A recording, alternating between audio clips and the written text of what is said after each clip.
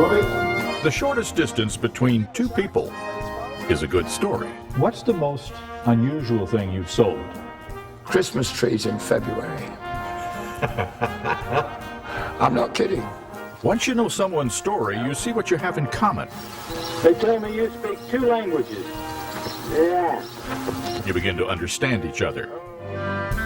My grandfather, Paul Bailey, told me that when I was 8 years old. We were rocking on the front porch after dinner. He used to begin conversations like this. Did I ever tell you about my honeymoon? Well, no, but even at 8, I was interested. We found my oldest brother, missing for 20 years. Then he pulled a postcard from his pocket, written to his mother from that long-ago honeymoon. Ma, we found Vance. More later.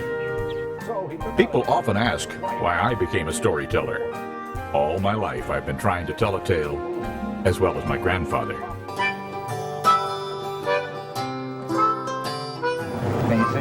The first time I did a story on the Today Show, I called my grandmother to say, "What'd you think about it?" And there was a long pause at the end of the line. And finally she said, "Bobby, I think you ought to learn a trade."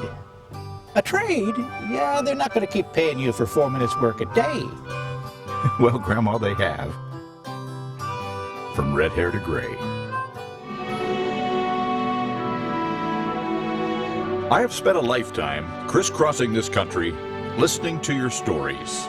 If you could create the perfect candy for him, what would it be? Probably a heart. And I watched the forest disappear and disappear, and I realized this is it. Nobody else is going to do anything about it, so I'll try to do something.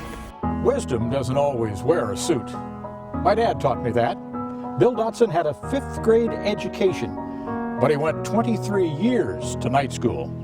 He became an optician, opened his own company the year his youngest son contracted polio. That was me. The doctor urged my parents not to give up hope. 30 years later, they saw me sitting on the big toe of the Statue of Liberty. I had climbed to the top for a story on the Today Show. Bob Dotson, NBC News, at the Statue of Liberty.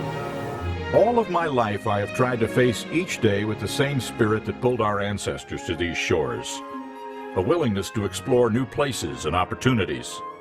It is part of our geography of hope. Is it going? How do I know? When it's the same recorder on the left hand? Yeah, and the right, yeah. Happily, my wife Linda supports this pursuit. She has sacrificed much, but we're still together. We just celebrated our 43rd anniversary. Our only daughter, Amy, now has 2 curious little storytellers of her own, Zoe and Aiden, who once asked a probing question to a woman from Turkey. What's Turkey like? Is it a lot like chicken? Telling tales on television is a bit like writing on smoke. After a brief mention, the men and women I profiled drifted away. The lessons they left us, though, linger. It's the last best place. It truly is. And it doesn't have any choice but to survive. Now it's time to teach the next generation how to find those people.